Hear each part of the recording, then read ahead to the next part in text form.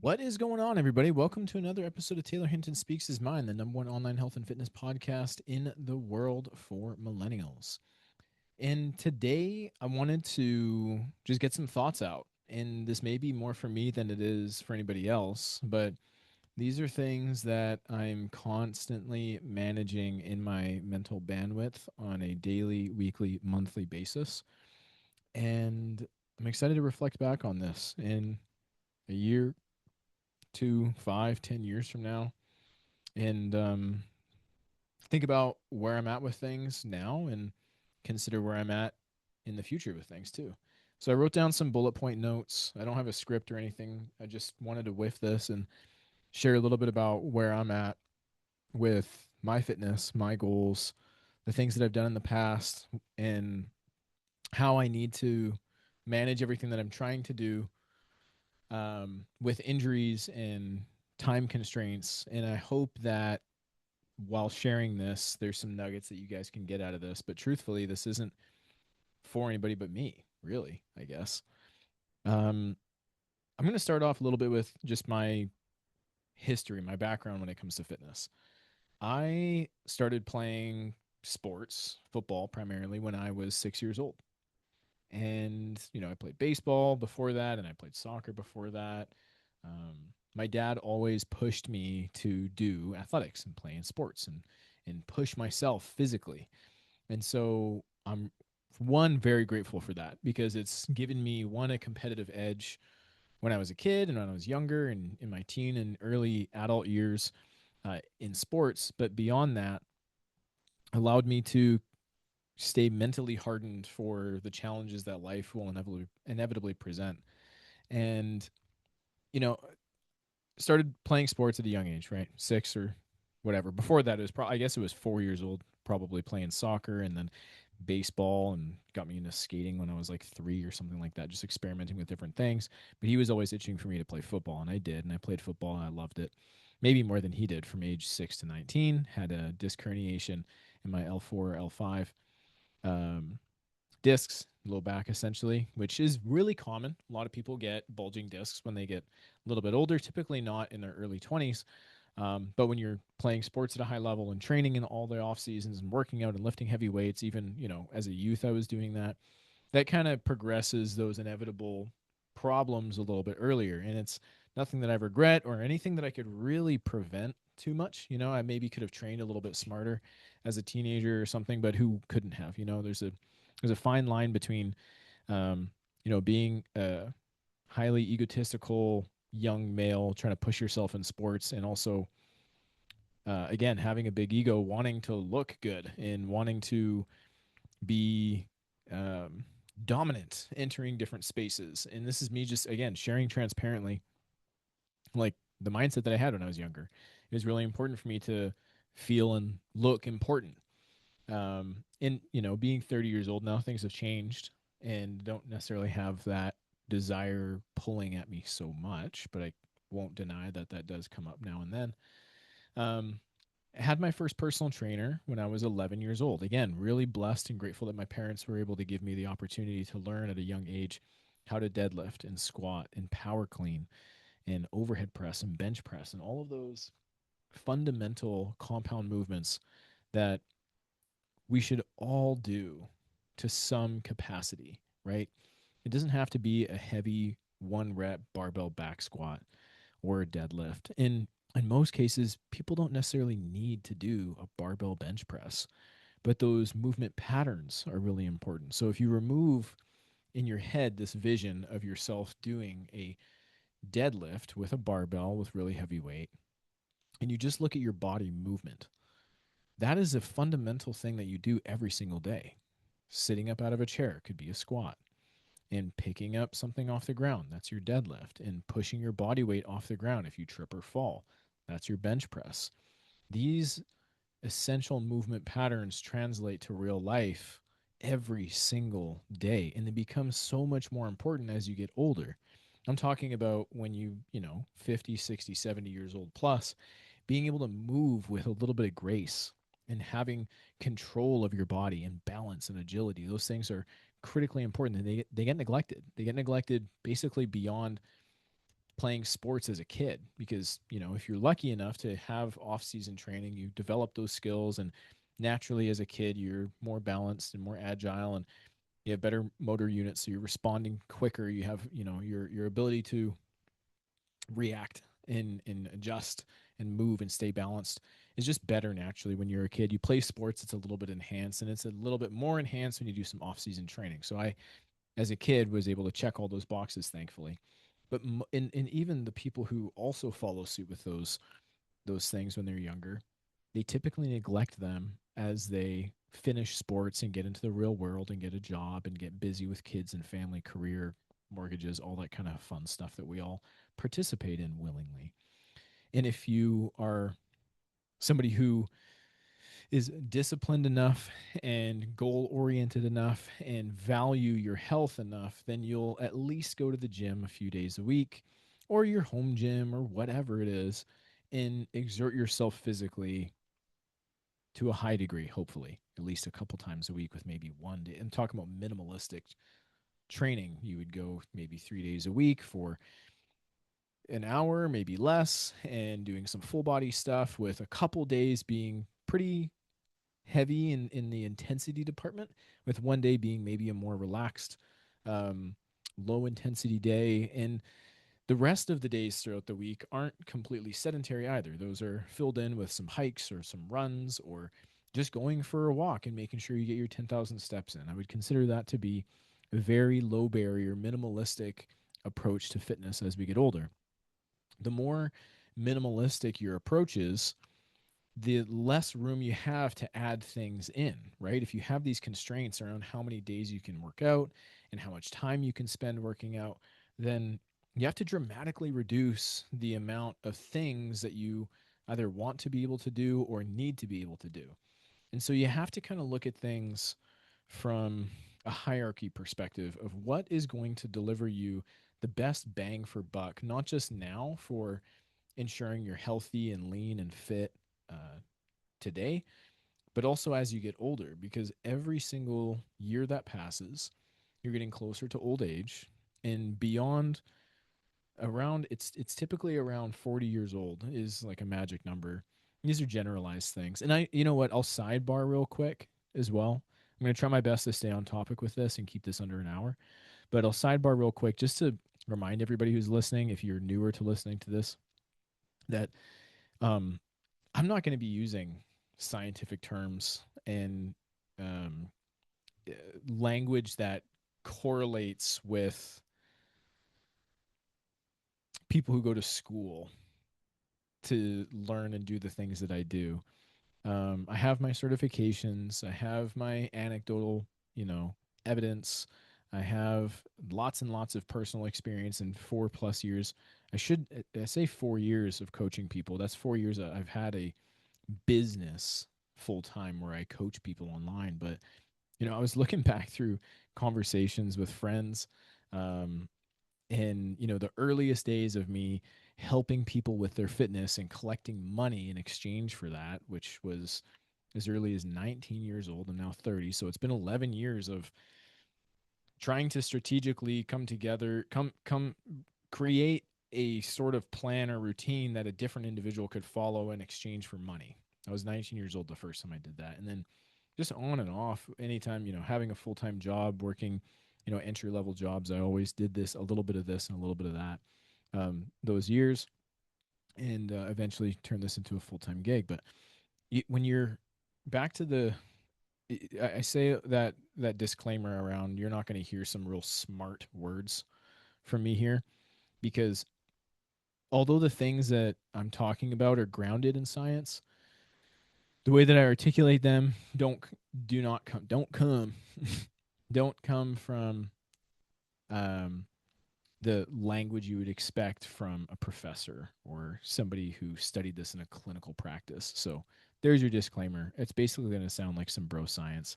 But if a well-educated person in this field were to listen to this, they'd be able to understand exactly what I'm explaining. I'm just not using their exact terminology. So I lean into it. I don't think that it benefits you as a listener to hear me use these um, professional terms for everything because you don't necessarily understand what they mean anyways. So I mean, if I know what the research tells us and what the proven results tell us, and I can articulate that in the way that you understand, I think that that's all that's necessary here. So there you go. If I sound like an idiot, that's why.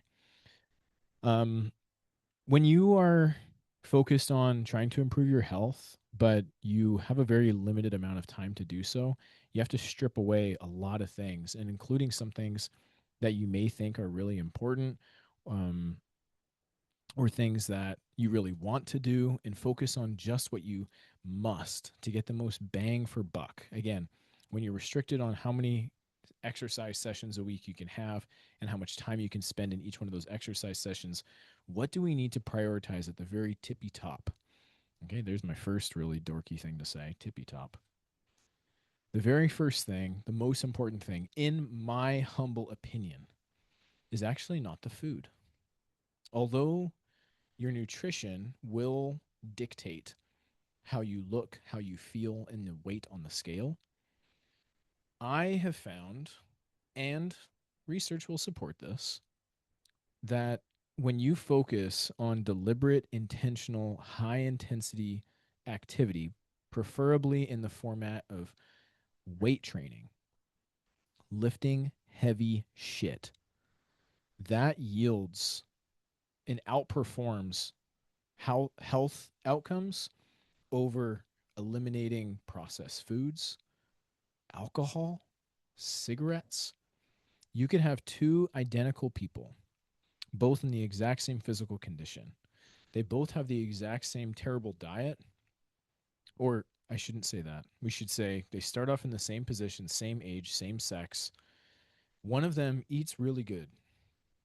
They're still eating the same amount of calories. Okay, so let's imagine it's a 4,000 calorie diet. So this person is likely in some type of surplus, so they're gaining weight over time.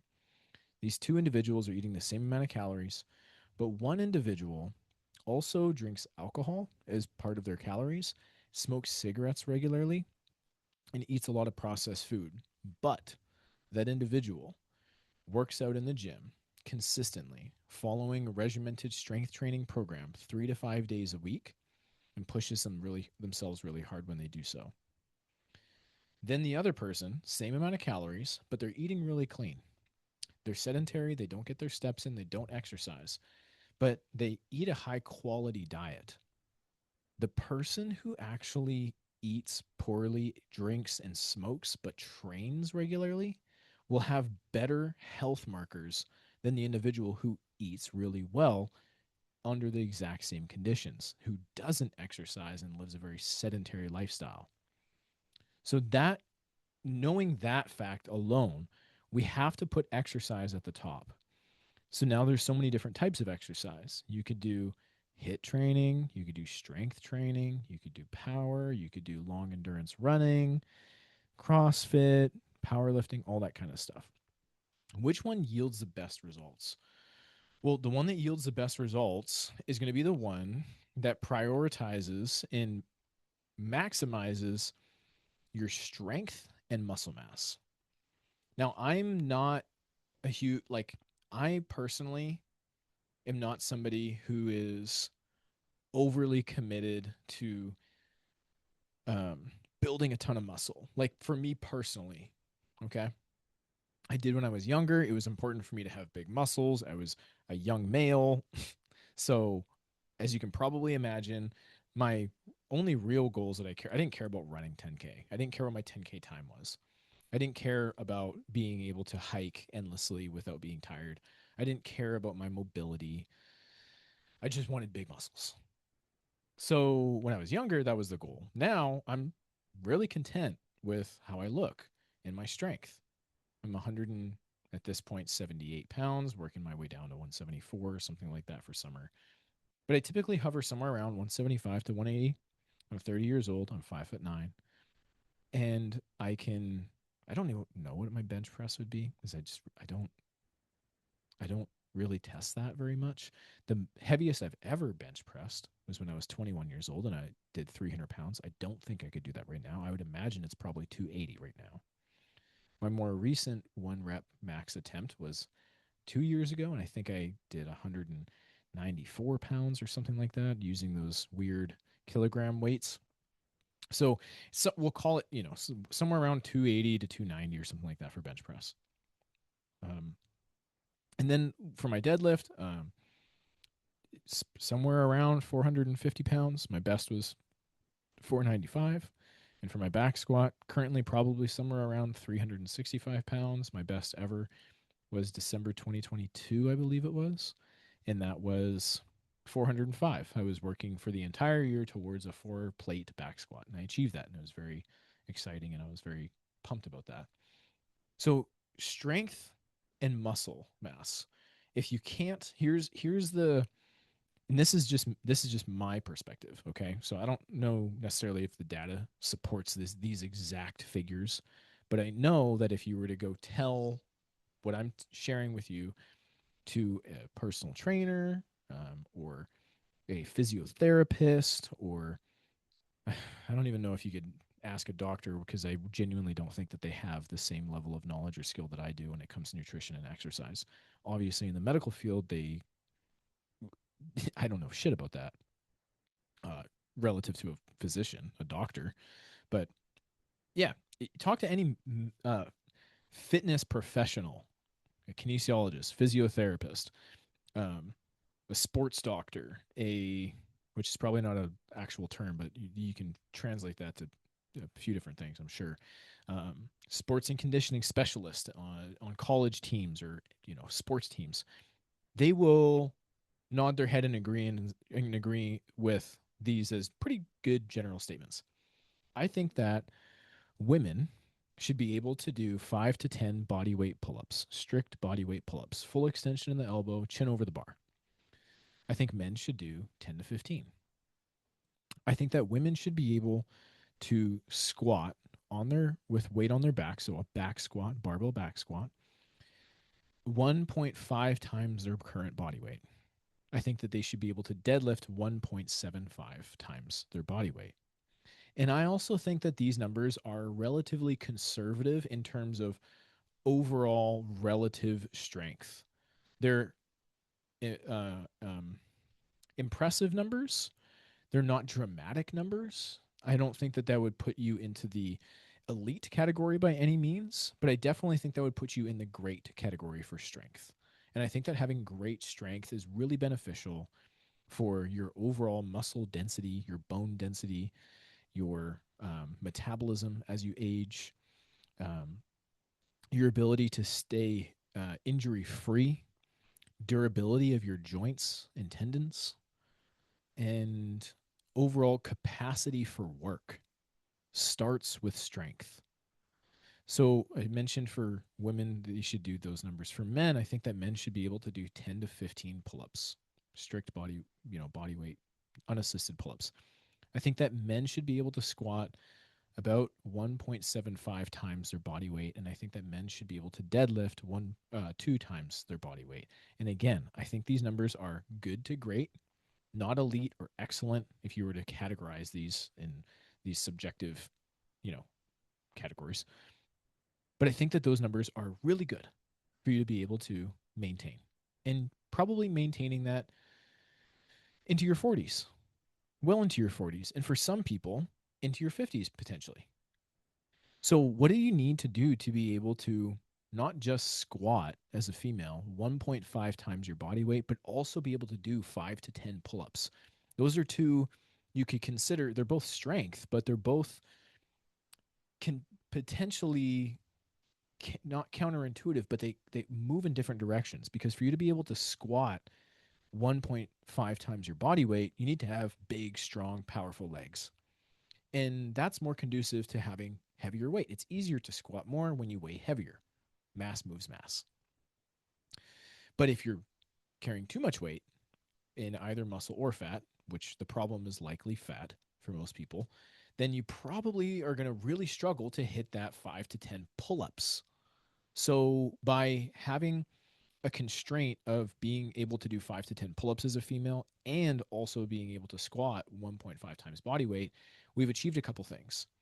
We've achieved that your legs are powerful and strong. Check. We've achieved that your upper body, particularly your back muscles, are strong and powerful. Check. We've also been able to achieve that your weight is not so great that you can't do those pull ups, because if you were too heavy, you wouldn't be able to do those pull ups. So, by definition, you have enough muscle and strength to lift heavy and pull your body weight up, but you're also lean enough to be able to pull your body weight up, right? So, by just focusing on strength, we achieve a few of those things. And again, this serves you really, really well, not just now for your aesthetics and your strength and energy, but especially as you get older, because you won't care so much when you're 60 years old how you look. You're going to be wrinkly. You're not going to have this firm, tight skin. You're likely not going to be hooking up with 20-year-olds. So the aesthetic component to it, it fades over time. But the performance based part of that is really important. And you're able to do that, you know, um, for the foreseeable future. So we've done a couple things. That's where I think you should start in terms of your goals. So if you can't yet already hit those metrics, that should be the priority. That includes that you need to have a good quality diet so that you can be lean enough to pull your body weight up, but also strong enough, eating enough protein and high quality carbohydrates to push those heavy weights in the deadlift and squat. Cool. So we've done those things. If you can do those things and you don't necessarily care about getting stronger, because you can work towards getting stronger than those numbers if you want to.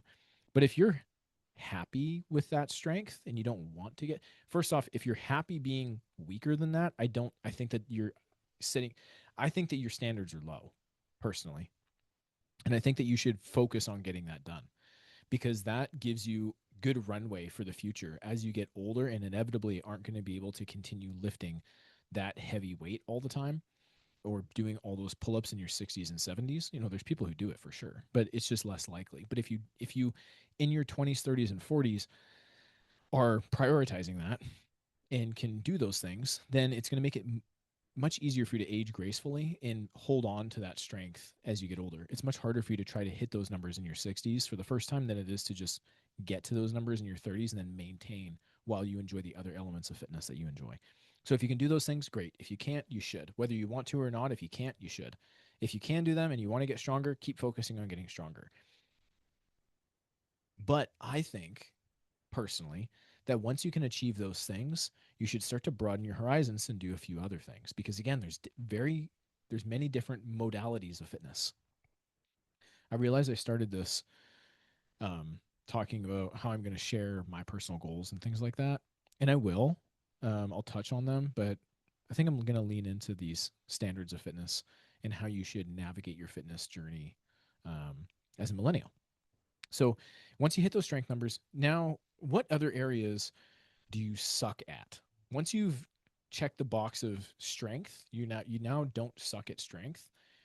I think that it should be a priority for you to start focusing on other areas of fitness, because it's not just about being strong.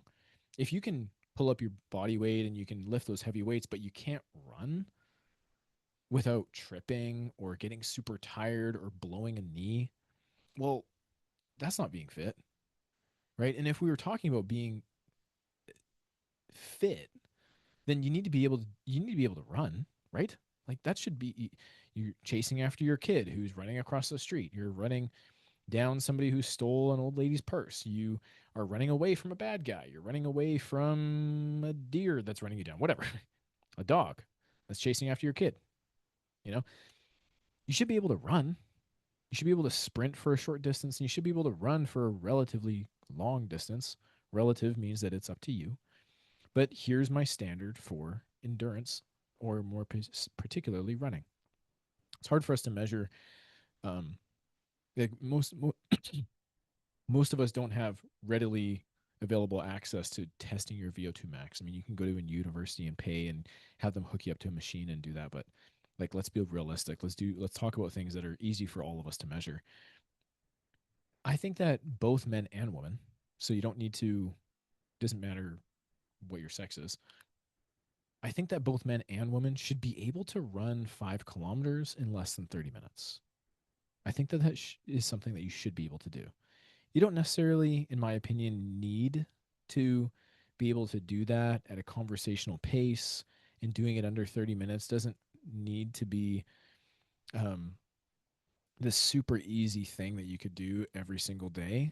Although as I'm saying this, I'm kind of hesitating to finish those sentences. Maybe you should. Maybe you should be able to run every day. Not that you need to, but maybe you should have the capacity, the physical ability to be able to run for 30 minutes or run 5 kilometers in under 30 minutes.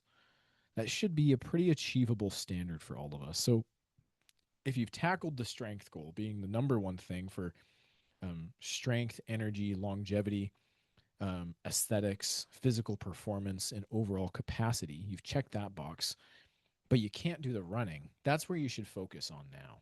So, again, if you're only training, we're going to try to do this. If you're only training 3 days a week right now, and you can only continue training 3 days a week, I would then shift from 3 days a week of strength training full body into 2 days a week of strength training full body, with one day of that endurance focus, where now you're focusing on that one exercise session is simply improving your run capacity until you can comfortably run 5 kilometers in less than 30 minutes. And it's going to build up over time. And you can simply progress this by starting off if you're really deconditioned, i.e., you don't run and you suck at it, you're really new to it, and running hurts.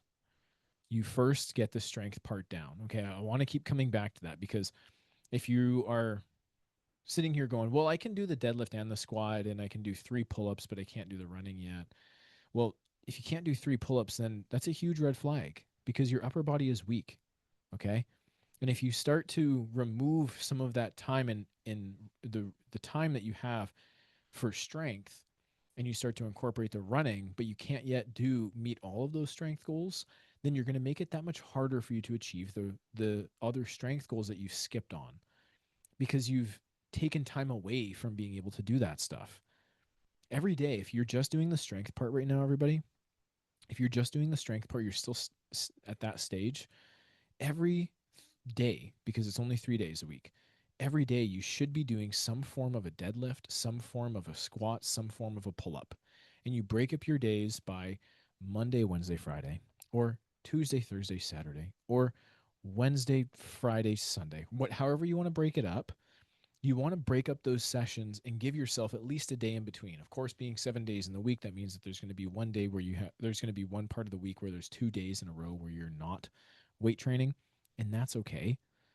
But breaking those up intermittently so that you're not stacking all three of your workouts back to back. You shouldn't be going, if you can only go 3 days a week, it shouldn't be Monday, Tuesday, Wednesday, or Thursday, Friday, Saturday, and then having 4 days of rest. I mean, let me move on from this section of the conversation pretty quickly because if we're just going to use logic and reasoning, we all understand that stacking all of your workouts 3 days in a row and then not exercising for 4 days is probably not the most effective way to train, especially if it's only 3 days a week, in which case you should be, of course, doing full body workouts because the more frequently that you can stimulate the muscle, the more progress you can make. The point of diminishing returns for most muscle groups is at that 3 days per week mark. So if you can work out 4 days a week, you probably shouldn't be hitting chest 4 times. In fact, you shouldn't be even hitting it 3 times.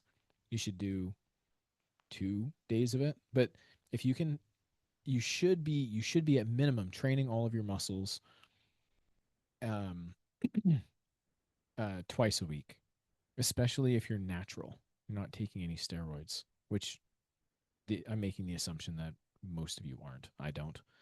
Um, I don't coach people who are on steroids. I don't have an experience with it. But from what I understand, people who are taking exogenous drugs or hormones like testosterone or um, tren or halotestin, and there's a bunch of others, I'm sure.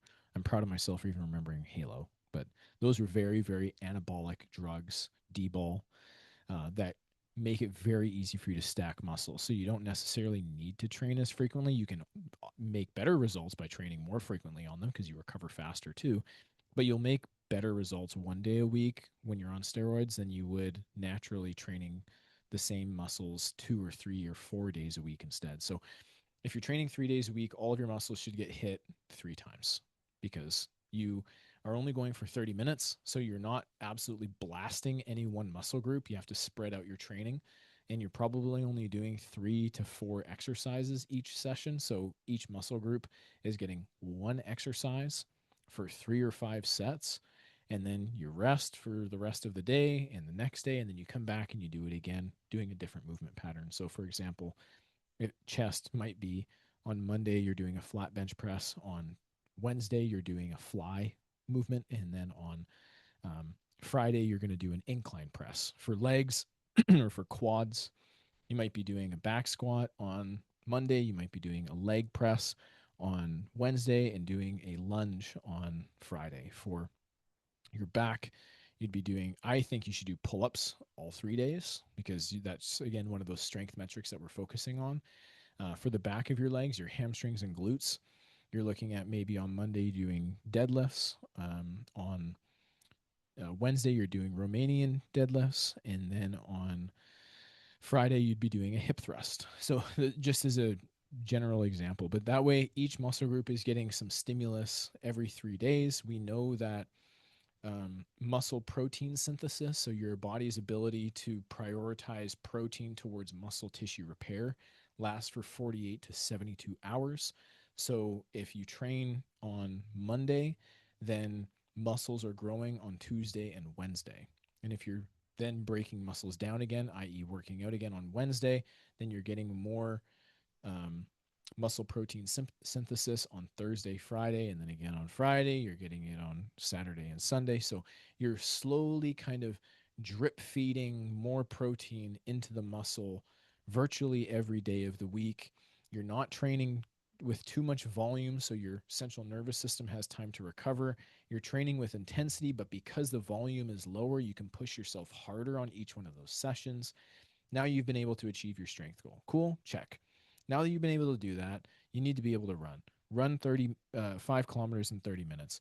You're slowly over time increasing the capacity. If you're starting off really deconditioned, or again, you don't have a lot of experience running, you haven't ran in a long time, you're not going to start off with 5 kilometers in week 1. Okay, you're just not going to do that. You're going to start off with 1,500 meters, a kilometer and a half. It's going to be a short workout. And cool, guess what? It's less than 30 minutes. It's definitely less than an hour. So if your time frame to work out is, say, 45 minutes, and you want to maximize your opportunity for exercise on those 3 days when you're starting off with a run, back to the schedule for when you start incorporating the run, you have 2 full body strength days and 1 run day. That 1 run day, it's starting off with much less time that you're putting into the run. So then you can focus on doing some core. You can do some stability. You can work on maybe some of the smaller muscle groups. If you're going to the gym to do the run on the treadmill, you can hit some abs, and then maybe you're doing some of those accessory muscles that you don't have time to normally, which would be your biceps, your triceps. You're doing some isolated shoulder exercises like lateral raises. Maybe you're doing calf raises if you're me, because I have tiny calves and it takes forever for them to try to grow. So you do a little bit of that stuff, and then you go on the treadmill and you finish your 1.5 kilometer run. And after a few weeks, you go from 1.5 to 2. And after that, then you go to 2.5, and so on and so forth. And you continue to slowly add a little bit more distance. When you're adding distance, you're not adding intensity, meaning that you're not adding more time to the run or more distance to the run and running faster. You're keeping the pace the same that it was in week 1, and you're just increasing the amount of steps you're taking for that run. You're increasing the distance. By increasing the distance alone, you're increasing your tendon and joint durability. So helpful and important. It's not just your lung capacity. It's not just making you more conditioned so that you can do more things throughout the day without getting tired or taking the groceries in or hustling around chasing the kids or going for a hike on the weekend and actually keeping up with your friends who are super fit. It's You're not getting injured now when you do it. You don't feel like a bag of shit the next day, right? That's important. So you're not pushing the runs faster by having more powerful harder impact steps on the ground, which is going to break down those joints, you're keeping the intensity the exact same and you're just asking your body to do it for a little bit longer. That's a lower barrier of entry to getting fitter when it comes to your run. Now, over time, you eventually are able to do 5K runs every single week in 30 minutes or less, and you're able to do it at a conversational pace. If you had a friend with you, you can actually engage with them and talk about their week and talk about your week. Or if you're doing it by yourself, which is more likely, then you're able to breathe exclusively through your nose throughout the entire run. That's the goal. Now that you can do a 5 kilometer run in less than 30 minutes by just nasal breathing, now you're going to pick up the speed. Okay. Yeah. Obviously, at some point when you're starting, at some point between when you first start doing a kilometer and a half run and a 5 kilometer run, you're going to have to pick up the speed to be able to get under 30 minutes for the 5K. But over time, you're going to run faster and faster for that 5K. An excellent time. I don't know if I can do this, and I don't consider myself to be the fittest person, by the way. I don't know if I've ever shared that with you guys, but I'm fit and I'm strong and I can run, but I'm not the best at any one of those things. I'm not even close to being the best. I don't even think that I'm elite in any one of those things. I think that I'm pretty damn good, and I'm really happy with that because I have abs, I can lift heavy, I can achieve those strength numbers and beyond that I mentioned earlier, and I can run 10 kilometers doing nasal breathing, and I do that in less than an hour. So condense that down to a 5K, I'm going to run faster because it's going to be easier. It's going to be a shorter distance, and I can still do the nasal breathing. For me, I could probably do, just as a relative point, if you're trying to figure out, okay, like where's Taylor at? He's told us his height, his weight, his age, his strength. Where's his running capacity at? And he also said he's not a lead at any one of those things. For me, I can comfortably do a 5 kilometer run in less than 25 minutes. If I'm pushing myself, I wonder right now, I don't know because I haven't tried. I wonder if I could get under 20. I don't know. If I can, it would be an all out max effort. It would be, I'd finish and collapse immediately. It maybe is something that I can do. I'm not sure. Maybe I'm not giving myself enough credit. Maybe I'm giving myself too much credit. I don't know. But I know for a fact that I could do it in 23 if I wanted to. I can do it in 25 for sure. So I think that once you can do the 30 minutes in less than, if you can do the 5K in less than 30 minutes, then run faster and try to get yourself to 25. And I think that if you're getting yourself to 25 doing nasal breathing or a little bit of mouth breathing at that point, then cool, you got some good running capacity. Now, can we increase the distance while maintaining that pace? So again, if we just meet that minimum standard of 30 minutes, 5 kilometers, that's 6 minutes per kilometer. Okay. Can we now take that 6 minutes per kilometer for 5 into 6, into 7, into 10? Can you run 10 kilometers in less than an hour? That should be the next big milestone for you. At this point, if you're able to hit those strength numbers and you're able to hit that running number for 5K in 30 minutes, you've probably somehow magically found more time in your schedule to exercise longer. So you got to get to the gym or get to the track wherever it is, and then you do a little warm up, and then you run your 60 minutes and for 10 kilometers. It's probably an hour and a half long um, session. And you've probably somehow magically found that time because if you were able to do all those strength things and now you've got that endurance part down, you've prioritized your fitness pretty good. You're probably eating pretty good. You're really consistent because you're able to do those strength numbers, and now you've hit the running number. So you're really starting to prioritize this stuff, and you've probably found more time to get these things taken care of. That's great. So that's what I think you should be able to do when it comes to your fitness, when it comes to your strength capacity, your endurance capacity. I think that when you can do those things, then anything else that you want to achieve with your fitness, whether it's aesthetics like growing your glutes or seeing your abs pop out more, having more definition in your legs or your arms, maybe you're getting into more calisthenics or you're getting into CrossFit, which is extremely fun, extremely challenging. I did it for a couple years. um, Now you have the capacity to do those things injury free. That's cool.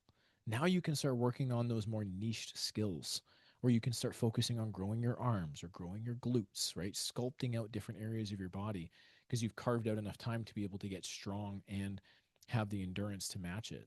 And you can be more confident knowing that anything that you're doing in life, you're going to have a greater capacity for, and you're going to be more resistant against injuries or things that would typically get other people injured. You now have that great capacity. So you can work on some of those more high risk skills. Now, maybe you're getting into power cleans or other athletic endeavors. You're doing trail running and you're not tripping and falling and busting an ankle when you're running downhill and you have to plant your foot and change direction and move in weird, different, awkward ways. It's not just these strict movement patterns in the gym sitting on a machine all the time, right? So that's what I think is important for your health and fitness, and that's how I think that you should prioritize it. Now, if you had more time to do all of that, I'm going to end this pretty soon here, but if you had more time to do all of those things and you were able to go say 4 days a week, then now should be shifting over to an upper lower split. So whether you want to focus on upper body first or lower body, it doesn't matter, but 2 days of the week should be focused on upper body exercises. 2 days of the week should be focused on lower body exercises. Okay. 5 days a week is more than enough. I'm currently doing 5 days a week, but I don't typically. This is a little bit newer for me. I haven't done it in a long time. I did when I was younger and I had more time and I had less responsibilities and stuff. And I'd go for couple hours and do 5 days a week, do your typical bro split, which is the least optimal way to train, by the way. Bro split being that every day you're working on a different muscle group. As I mentioned earlier, you want to stimulate the muscle at least twice a week. So if on one day you're doing just chest and then just back and then just legs and then just arms and then just abs, you're only getting that muscle protein synthesis for, again, 48 to at most 72 hours following that session. So if you hit quads, front of your legs, on Monday, and you only hit it once a week, then you're only getting Tuesday and Wednesday for your body to build back up those muscles and focus on growth. But if you can do legs or quads in this case Monday and Thursday, which would be more optimal because you can go 4 days a week, now you're getting the breakdown of the tissue on Monday. Tuesday and Wednesday, your body is recovering and growing muscle tissue. And now Thursday, you're fresh. You can go hit it again, and you do, and you hit it hard again. Now you're getting that protein synthesis, that muscle protein synthesis Wednesday, Tuesday, Wednesday, and then again on Friday and Saturday. So you've essentially doubled the amount of muscle that you can start to grow. Now, this in real life doesn't exactly translate to that because there's many different factors that play into it. Your recovery, your sleep, your genetics are really important and will definitely limit your ceiling. But that doesn't mean that you can't continue making more progress.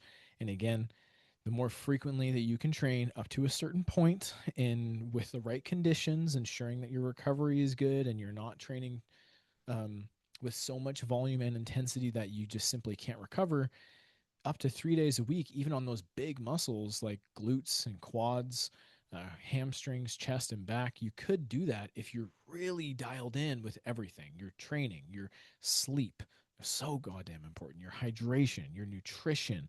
Even at that point, if you're going 3 days, if you're hitting a big muscle 3 days a week hard, then you probably need to start prioritizing some supplementation too, making sure that you're really topping up on all the good stuff. So that's it for right now. I feel like there's so many things that are starting to pop up in my mind that I could go on forever about, but it is Friday. It is 6:30. I need to get my dog out again. And tonight, what I'm going to be doing is turning on some Assassin's Creed Black Flag, a game from 2012, 2013.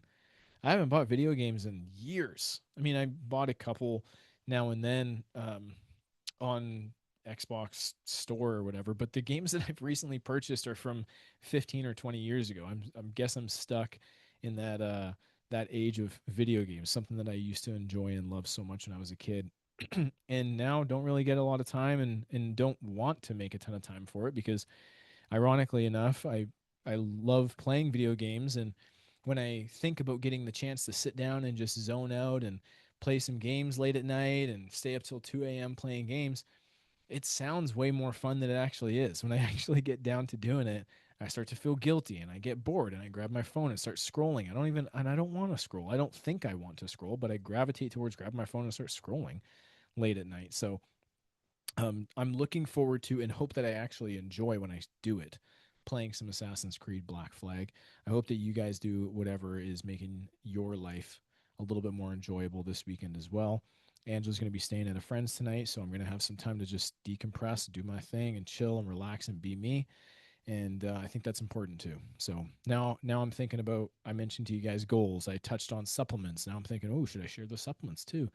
And what about decompression and how important that is? And we talked about sleep a little bit, but I didn't really get into it and how you should optimize all those things. And I think that you're probably sick of listening to me at this point because it may have taken you, if you're anything like me, 3 days to get through a podcast like this, between traveling to work and the gym and stuff like that. And if you are somebody who is, diligently listening to these, then thank you so much. I appreciate you. This podcast is slowly but surely growing a little bit. I just got an email from Buzzsprout, which is a service that I don't even know exactly how all this stuff works. I figured when I first started this that I would just upload directly to Apple Podcasts, but I guess it doesn't work that way. I have to pay for a service where I upload the podcast to, and then that automatically uploads it itself to Apple. But anyways, I got a notification from Buzzsprout that I had 750 downloads on this podcast, which is super cool. And I've learned that that doesn't mean that you necessarily downloaded the episode to your phone, so when you don't have Wi-Fi, you can access it. It just simply means that you've turned on the podcast even for a split second to listen to me in my opener. But either way, it was really exciting to see that. I am super grateful for you guys. Thank you so much for listening to it. If you are listening to this regularly, or even if it's your first time, what's up, Felicity? So sorry. One of my business coaches popped on here on my live. But like I was saying, if you guys are listening, if you've been listening since the beginning, or you've been listening, you know, over a period of time, or even if you're brand new, just shoot me a message on Instagram. I'd love to hear your feedback. I'd love to know what you're thinking about, what questions you have. It helps me create more podcasts for you guys and sharing the things that I know, and being honest and transparent about the things that I don't, because I'm not an expert in every aspect of health and fitness. I focus on a very specific form of health and fitness for people, and I am confident and happy to stay in my lane and help people improve their fitness in the greatest capacity. I think that if I've been able to do what I've done with myself and with my 300 plus clients over the last 4 years at this point, I can virtually help anybody get lean and strong and love their body. And that's why if you watch any of my content on Instagram, you'll notice that I mention Dream Body over and over and over again. And that's because that's what I do. I help people build their dream body. And if that's you and you're interested in getting some help, then shoot me a message and let me know what kind of questions you have, and I'll do my best to answer them. And if we're a good fit, we can schedule a call. We can talk about what that looks like for you. We can explore the opportunity for us to work together. There's no hard pitch that you're going to get. You're not going to be forced into doing anything you don't want to. But I am going to hold you accountable, and I will coach you, and I will make you uncomfortable as part of the natural process of you developing and growing and becoming a better version of yourself. And if it has nothing to do with you joining my program, I still would love to hear from anybody who's listening to this regularly. I'd love to know who's listening to this and what kind of things you're finding valuable, what kind of questions you have for future podcasts that I can build out in the future. So that's it for me, guys. I hope that you have an amazing weekend. Take care of yourself. And when I say that, I mean move your fucking body and eat the right stuff. It doesn't mean that you have to avoid alcohol entirely, or that you can't stay out late, or that you should feel guilty for going out and having a good meal. But God damn it, stay consistent with the good stuff and don't fall off, because that's the surefire way to ensure you're never going to get to your results. That's it. Take care. Thanks so much.